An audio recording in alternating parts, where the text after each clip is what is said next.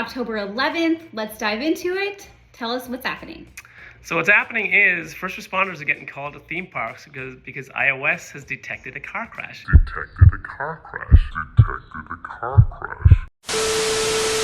Nope, it's not a car crash. Oh, People have no. been riding roller coasters, and iOS thinks it's a horrific accident and is calling 911 on their behalf. So this has happened a number of times. Emergency services have turned up at theme parks to figure out there's nothing happening at all. We couldn't help but create a meme around it this week. Probably shouldn't have. It's funny, not funny. I get it. But it just proves that iOS and Apple may need to do a little bit of hand-holding and guardrails around this new feature. It's great, but let's make it work.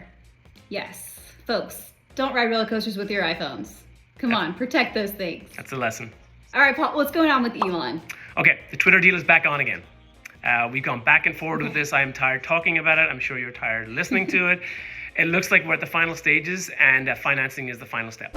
So I think it's going to happen over the next couple of weeks, next few months. I think we're going to be done with this, thankfully.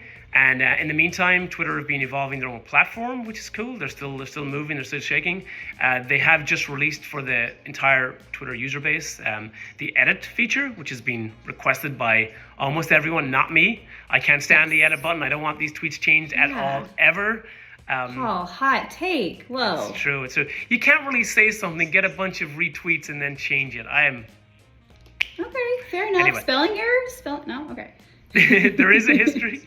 There is a history, so you can look back and see what changes have been made. But I think it kind of kills the whole concept of Twitter. Yeah, but you know, that's true. Maybe it's a bit harsh. What about Google? What are they doing? Something good, I hope. Yes. So I'm super excited about this. I live in Google Docs. So soon we will be able to embed apps into Google Docs, which is super exciting. But Google, as we know, is super late to this party.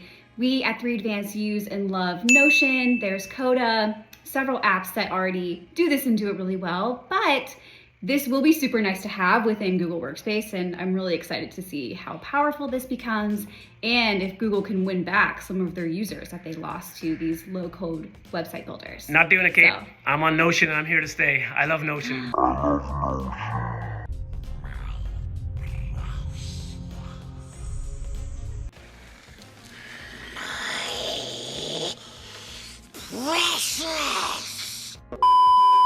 If you haven't checked out Notion I do love Notion. Please download it. It's like a mix between Google Sheets and Dropbox, combining everything together. It's so good. We manage projects in there.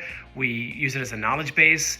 And I also use it at home for family planning and scheduling and ideas. And it's fantastic. It really is good. So I don't know, Google. I'm not ready to come back. It's not happening. All right. Paul, what's going on with Metaverse?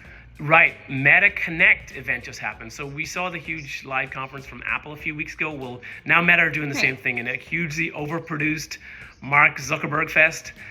They talked about their new VR software and their hardware. They just released the $14.99 version of their Oculus Quest. So it's called the Quest Pro. It's quite expensive. I think for the casual user, $1,500 is just a little bit too much to ask. Yeah. But maybe not in the enterprise. The other news that popped up here was that they're going to be having partnerships with Microsoft and with Accenture to really push this in the enterprise and for work and productivity. Microsoft have owned that space, and Microsoft Office, despite your love of Google Docs, Microsoft Office still is the reigns supreme across the world. And I think that Microsoft, both Microsoft and Meta, need to take a step into the next realm to make sure they stay ahead of Apple, or at least can compete, because there is a huge fear and presumption that Apple are going to release their own VR devices and, like they did with the iPhone, take over. So interesting. Yep, so Google and Apple, beware. Microsoft and Meta are getting together. All right. That's right. You heard it here first. So Kate, stat of the week. Tell me what it is.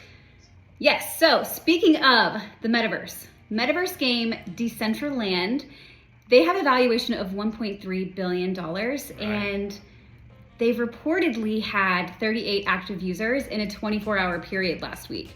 So, stat of the week, that would equal $40 million per user. Wow. Which is wild.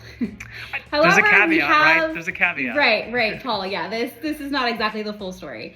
Apparently, this was a misinformed metric, but the user experience and the engagement seems to be fairly low. Yeah. I think that number applied to those who had a crypto wallet. So I think the potential, purchasers, the potential buying customers is represented there. I think there's a lot more people in there. I say a lot. There was more folks in there that were like casual users dropping in, but those that were serious about actually, buying or selling or transacting in the metaverse, it was, as I say, less than 40. We're talking about 30 or 40 people in there every day. That's right. Yeah. Nothing. So, we'll see what happens there. Again, it's a long game. This sort of speaks to the same sort of, I think, opinion that a lot of people have on the conference that Meta had the other day, which was, it's going to be a long game. It's going to take a while for really this adoption to occur. Not overnight, certainly not. Yeah, totally.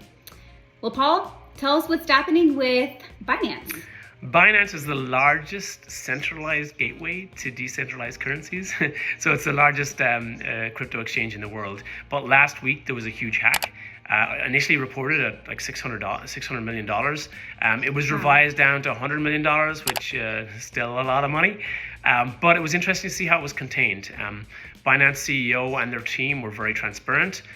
They locked things down. They acted. They did what they had to do and contained the hack. And I think it's a framework for other groups, other exchanges as to how to react when something happens.